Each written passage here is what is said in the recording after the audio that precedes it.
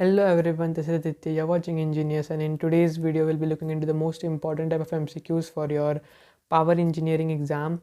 कुछ MCQs जो है वो रिवाइजिंग पर्पस के लिए हमने डिज़ाइन किए, लेकिन कुछ MCQs जो है they are design with the purpose to increase your thinking level, to increase the difficulty level at which MCQs can come up in your exams. Okay, so ठीक है, तो let us start with the video. The first MCQs is which of the following cycle involves heat addition at constant volume process. So we know different types of engine cycles है हमारे पास, Carnot, auto, diesel, ठीक है, वो उनका mixture भी है, ठीक है. But we know auto and diesel दोनों में heat addition at constant volume process takes place. Okay, so our answer will be D. Let us move ahead. The efficiency of which of the following cycle is expressed to the equation. Efficiency का equation दे रखा है, तो it is asked कि किसका efficiency का equation है. different cycle के अलग अलग equations है, you should be knowing. revising purpose के लिए question डाला गया है. ये diesel cycle का है, कैसे पता चला? कट ऑफ रेशियो सिर्फ diesel cycle में आता है, ठीक है, लेकिन कट ऑफ रेशियो भी आ रहा है, प्रेशर रेशियो भी आ रहा है, तो दैट इज़ एक्चुअली तुम्हारा सेमी डीजल, ओके, या फिर मिक्स्ड साइकिल जो है उसका. Next, the following diagram represents which engine cycle. So which engine cycle is that? देखते से ही पता चल जाता है बेसिकली प्रोसेस आइसोथर्मल है और आइसेंट्रोपिक है. आइसोथर्मल आइसेंट्रोपिक दिख रहा है ना बेसिकली, कांस्टेंट टेम्परेचर लाइंस और कांस्टेंट एंट्रोपी लाइंस. सो कौन सी प्रोसेस होगी? In fact it is very much obvious it will be Carnot cycle. Okay, let us continue. Moving on to next MCQ, we have for increase in cutoff ratio, the diesel cycle, the efficiency will what happen. Okay, we have looked into ना, अभी देखो इधर ही तो देखा हमने basically cut off ratio. Where is it अरे यार यहाँ ही तो था. yes, basically here it is. So RC is here cut off ratio, ठीक है, R is compression ratio, RC is cut off ratio. So अगर तुम देख सकते हो इक्वेशन में सीधे सीधे दिख रहा है यार, 1 में से अगर RC बढ़ जाएगा तो 1 में से ज़्यादा चीज़ें कम हो जाएगी, means efficiency is going to decrease. So basically efficiency decreases. Next MCQ पर आ जाते हैं. बेसिकली स्टेट टू और four during isentropic expansion in Carnot cycle heat addition takes place. नहीं, ऐसा नहीं होता बेसिकली. ओके, आइसोथर्मल प्रोसेस के during we add heat. In two-stroke engine, the fresh charge entering the cylinder pushes the exhaust gases out. This action is called as, very well known है basically हर एक जगह पर जहाँ पर two stroke engine description है वहाँ पर it is given, it is called as scavenging. Okay, scavenging is action of fresh charge ही तुम्हारा exhaust carry कर रहा है. Okay, तो उसको तुम बोलते हो scavenging. Which of the following is not the reason for pre-ignition? Okay, there is certain amount of pre-ignition in the engines, ठीक है, तय वक्त से पहले बेसिकली फ्यूल इग्नाइट हो जाता है. तो what are the reasons for that? High compression ratio, overheated spark plug, yes yes. Incandescent carbon deposit in cylinder wall, yes, it can also be the reason. Valve overlap होता नहीं है, ठीक है, wall overlap अलग चीज़ है, it is not the reason for pre ignition. Valve overlap तुम्हें पता है बेसिकली, अगर तुमने valve timing diagrams if you had studied, you know what is a valve overlap. Next we will getting into the next MCQ. Dash is the following forcing of the mixture of fuel and air or air only to the cylinder during suction stroke under pressure with compressor. This is known as supercharging यार basically. Okay, we call it supercharging. forcing of air, ज़बरदस्ती air हम डाल रहे cylinder में क्योंकि air होता नहीं है at higher altitude. So we know all that reason supercharging क्यों किया जाता है at higher altitude. that वही मैंने फिर से डाल, ठीक है. This is a revising fact. higher altitude atmospheric pressure decreases and less oxygen is available, so hence dash supercharging is used. Okay, we know this. The set of compressor and exhaust gas turbine used to force air into engine is called. Now this is important. यहाँ पर इसको supercharger नहीं बोलते. It is said कि turbine and compressor are used together. So there we will be calling it as turbochargers. ठीक है, अब ये basically exhaust gas से energy लेता है और फिर उससे तुम्हारा compressor चलता है. We will be calling it turbochargers. Next, the dash uses the energy of an engine for running compressor. अरे यार, supercharger और turbocharger में से हमें बताया बेसिकली supercharger engine का एनर्जी खा जाता है. ओके, टर्बोचार्जर नहीं खाता.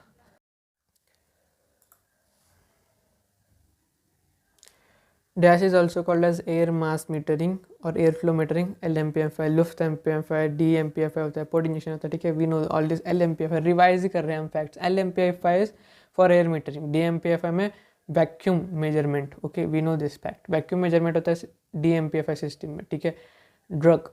और LMPFI में लुफ्ट, तो उसमें हम एयर मीटरिंग करते हैं. लुफ्ट MPFI, LMPFI. Okay, So let us get on to the next MCQ. The debit side of heat balance sheet does not contains. Heat balance sheet credit में होता है तुम्हारा कितना फ्यूल का एनर्जी दिया, डेबिट में होता है तुमने क्या क्या खाया, इंजन ने क्या क्या खाया. So we know brake power होता है, heat lost in cooling jacket होता है, एग्जॉस्ट गैसेस का वजह से भी होता है, लेकिन इंडिकेटेड पावर ये नहीं होता. ठीक है, indicated power is not there in the debit side of heat balance sheet. Moving on to the next, say true or false. Say true or false. Volumetric efficiency of supercharged engine may go up to 100%. Very much true. Volumetric efficiency is basically कितना charge enter हुआ divided by swept volume by piston. Because of supercharging हम क्या कर रहे हैं, air force कर रहे हैं deliberately under. So basically sometimes क्या हो जाता है कि बहुत ज़्यादा एयर स्वेप्ट वॉल्यूम से भी ज़्यादा एयर आ जाता है बेसिकली, क्योंकि हम सुपर चार्जर यूज़ कर रहे हैं ना. ठीक है, डेलिबरेटली एयर को पुश कर रहे हैं. So the efficiency, volumetric efficiency in that case may go up above 100 also. Okay, 100 के भी ऊपर चले जाता है. Okay, so this is a true statement. Next, moving on, it is a device. What is a device used to transfer heat from lower temperature body to higher temperature body? Heat pump. Very basic thermal में भी engineering में तुम्हें बता होगा ये. It consists of a pipe in which a high pressure and high temperature vapor is cooled by rejecting its heat. तो उस component को क्या कहते हैं? That is this particular MCQ. Okay. It consists of a pipe in which high pressure and high temperature vapor is cooled. उसको क्या ही कहते हैं? तो तुमने vapor compression cycle, refrigeration अगर पढ़ा है तो we know basically heat reject कहाँ पर होती है? Latent heat is rejected in condenser. Very much simple.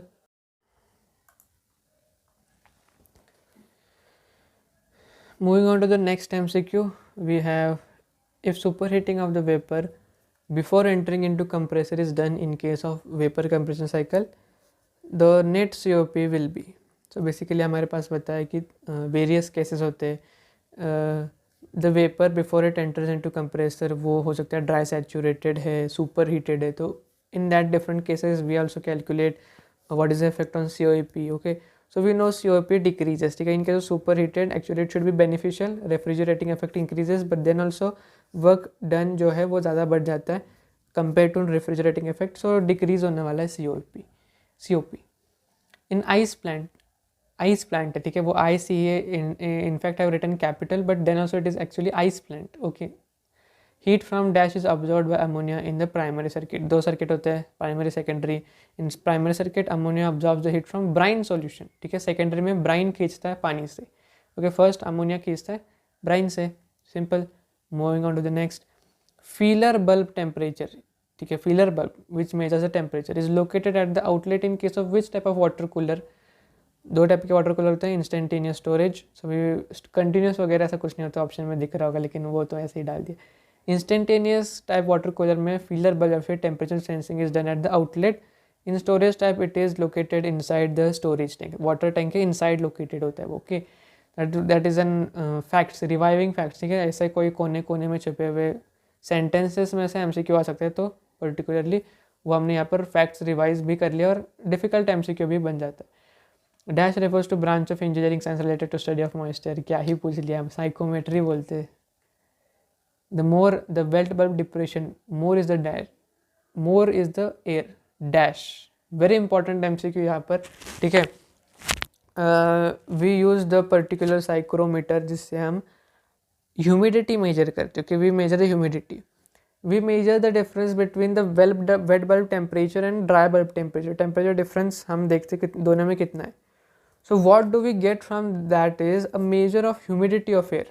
Air कितना humid है, ओके, इसका measure मिलता है. The more the wet bulb depression is, wet bulb depression means difference between wet bulb temperature and dry bulb temperature के बीच में distance, sorry, temperature difference. So वो जितना ज़्यादा होगा उतना air is unsaturated. Wet bulb depression मतलब ही difference between temperature of wet and dry bulb. अब वो जितना ज़्यादा होगा उतना air is unsaturated. Okay, basically that is a particular reason. यहाँ पर मैंने वो MCQ डाला कि ये बता नहीं होता बहुत जनों को. Okay, the results are not known. तो बेसिकली ये इंपॉर्टेंट MCQ हो सकता है, पूछा जा सकता है एग्जाम में. Okay,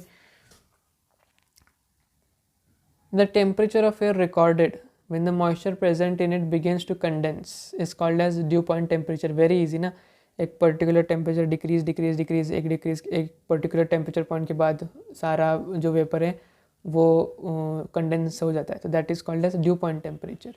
next, vertical lines in psychrometric chart indicates what? Different line से साइकोमेट्रिक चार्ट में पागल साइको हो जाओगे उस चार्ट को देख कर, तो इतना भयानक चार्ट है वो। ओके, तो बेसिकली उसमें बहुत डिफरेंट लाइंस है, हॉरिजॉन्टल, वर्टिकल, कर्व्ड भी है, ओके, एट एन इंक्लिनेशन भी है।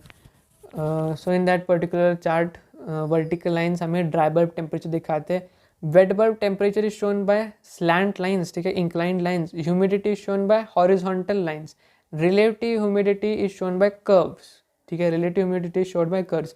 सारा चार्ट रिवाइज मैंने यहाँ पर तुम्हारा करवा दिया।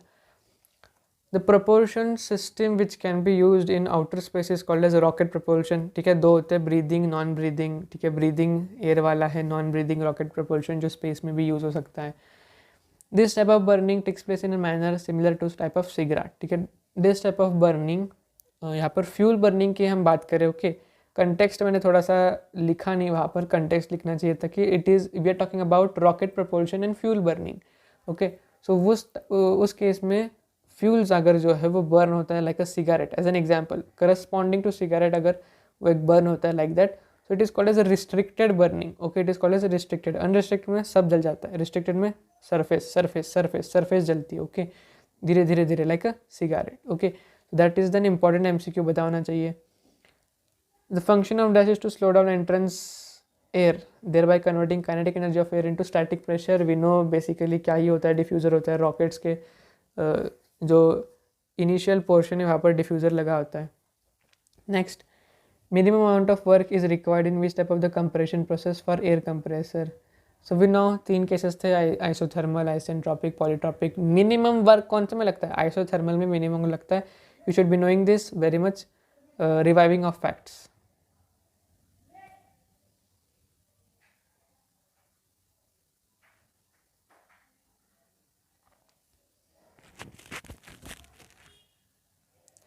नेक्स्ट में हम चलते हैं basically catalytic converter.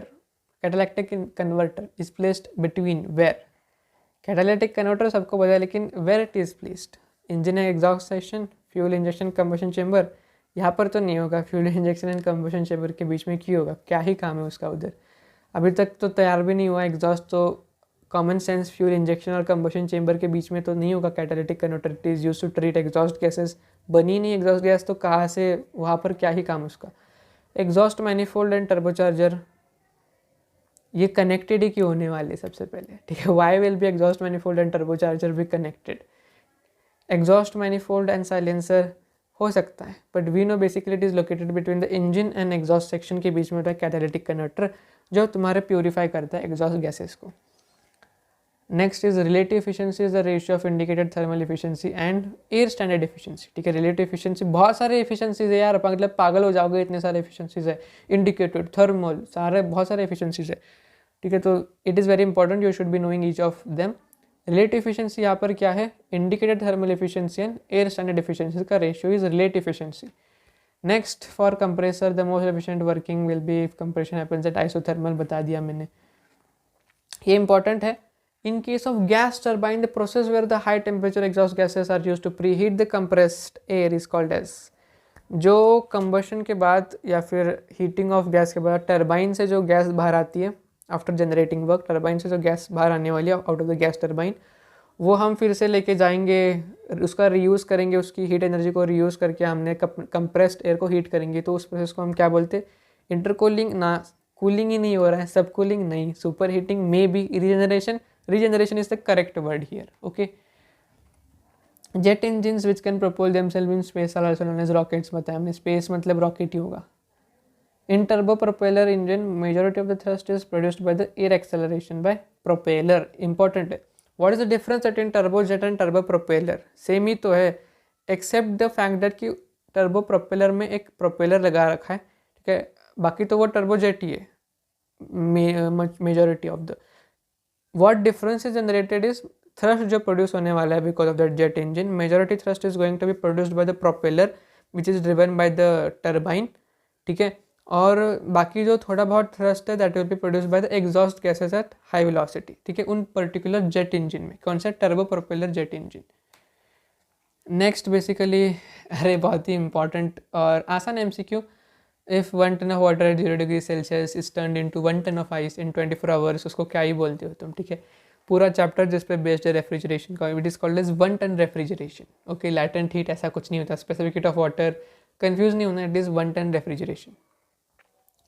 In vapor compression cycle, the state of cooling medium after condensation is after VCC cycle में state of cooling medium after condensation is condenser के बाद जब वेपर रेफ्रिजरेंट आता है, हम यहाँ पर बात कर रहे हैं VCC की साइकिल। अगर तुम्हें पता है VCC तो बहुत ही इंपॉर्टेंट है वो cycle.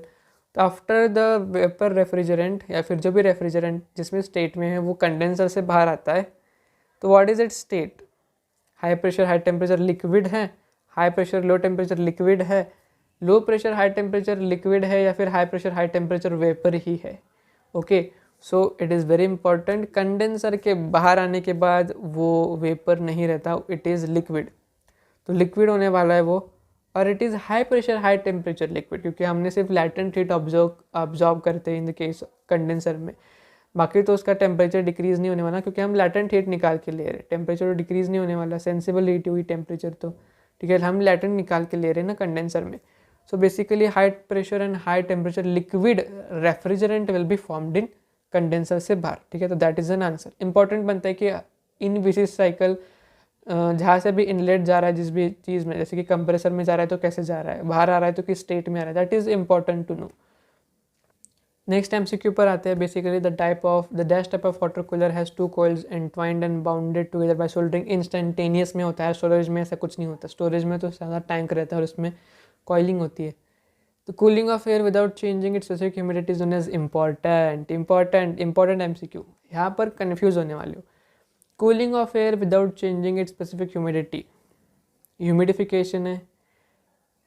Without changing specific humidity मतलब ह्यूमिडिफिकेशन होगा क्या? आंसर नहीं, डिह्यूमिडिफिकेशन भी नहीं होगा।